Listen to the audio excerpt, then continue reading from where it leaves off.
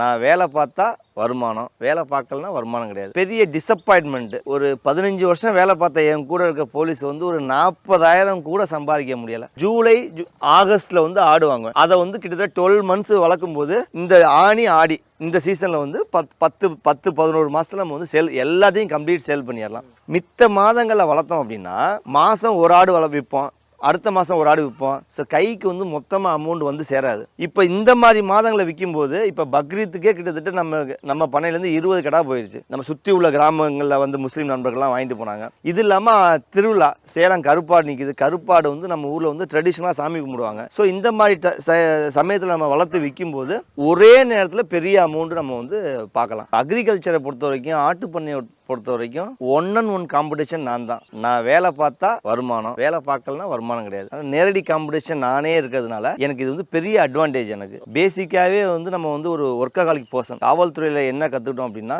எவ்வளோ hard work பண்ணுறது அப்படின்றத அதை கற்றுக்கிட்டாச்சு. அதிகமாக 24 ஹவர்ஸ் ஜாப் அப்படி இல்லை. அதனால அக்ரிகல்ச்சர் ரிலேட்டடாக பண்ணும்போது ஆட்டுப்பண்ணை வந்து நான் சூஸ் பண்ணேன். அக்ரிகல்ச்சர் பண்ணோம்னா பெருசாக இன்கம் கிடையாது. ஒரு விஷயத்தை மதிப்பு கூட்டும் போது அதுக்கு வருமானம் வந்து கிட்டத்தட்ட 5 மடங்கு சம்பாதிக்கலான்றதை நான் கற்றுக்கிட்டேன். ஸோ அதனால வந்து நான் ஆட்டுப்பண்ணையை சூஸ் பண்ணேன். ஆனால் இப்போ போலீஸில் என்னவா இருந்தீங்க? எவ்வளோ நாள் சர்வீஸில் இருந்தீங்க? நான் வந்து 2009 காவல்துறையில் வந்து ஜாயின் பண்ணேன். கிட்டத்தட்ட 2018 வந்து நம்ம விடுவிச்சாச்சு. அதுலேருந்து பெரிய டிசப்பாயின்மெண்ட். ஒரு 15 வருஷம் வேலை பார்த்த என் கூட இருக்க போலீஸ் வந்து ஒரு 40,000 கூட சம்பாதிக்க முடியல. நீங்க மந்த்லி பேக்கேஜ் ஒரு 40,000 கூட ஒரு 15 வருஷம் கழிச்சு ஒர்க் பண்ணி எடுக்க முடியலன்னா அந்த வேலை பார்த்து ஒன்றும் பிரயோஜனமே இல்லைல்ல.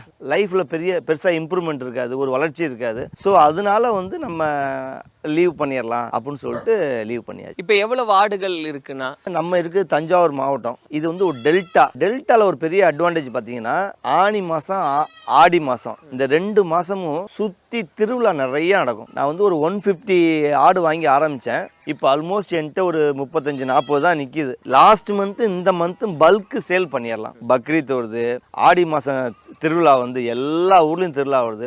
ஆட்டுப்பண்ணை வந்து நம்ம பிளைண்டாக ஆரம்பித்தோம்னா லாஸ் ஆயிரும். கொஞ்சமாக ஒரு 10 நிமிஷம் சிந்திச்சு எப்போ சேல் பண்ணலான்ற மாதிரி ஆரம்பித்தோம் அப்படின்னா செம்ம லாபம் எடுக்கலாம். No doubt. Proper planning. நம்ம ஊர்களில் விசேஷம் டெல்டா மாவட்டத்தில் கிடா வெட்டு நிறைய இருக்கும். அதை பேஸ் பண்ணி நான் என்ன பண்ணுவேன்னா, ஸோ அதான் கான்செப்ட். இப்போ குறிப்பாக ஆடு வளர்ப்பு அப்படின்னு நம்ம பேசும்போது எந்தெந்த ஆடுகளை எல்லாம் வளர்க்கலாம்? இங்கே என்னெல்லாம் இருக்கு? என்கிட்ட வந்து ஆக்சுவலாக எல்லாமே இருக்கு.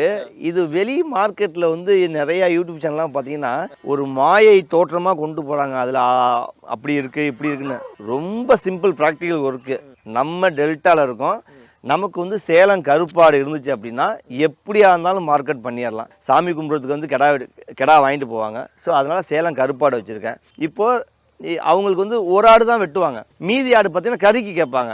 அந்த மாதிரி பர்பஸ்க்கு நான் என்ன பண்ணிக்கிறேன்னா தூத்துக்குடியிலேருந்து கொடியாடு வாங்கி வளர்த்துக்கிட்டு இருக்கேன்.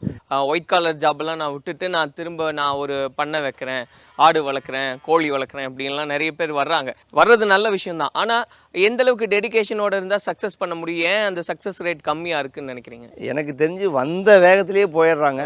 நிறைய ஐடிலேருந்து பணம் வச்சுருக்கானுங்க. இங்கே வந்து எவன்ட்டையாவது கொடுத்து ஏமாந்துட்டு அப்படியே கட்டிட்டு ஓடிடுறானுங்க. என்ன தப்பு பண்ணுறாங்கன்னு? இது வந்து ஃபீல்டு ஒர்க்கு பார்க்காத தான் தப்பு.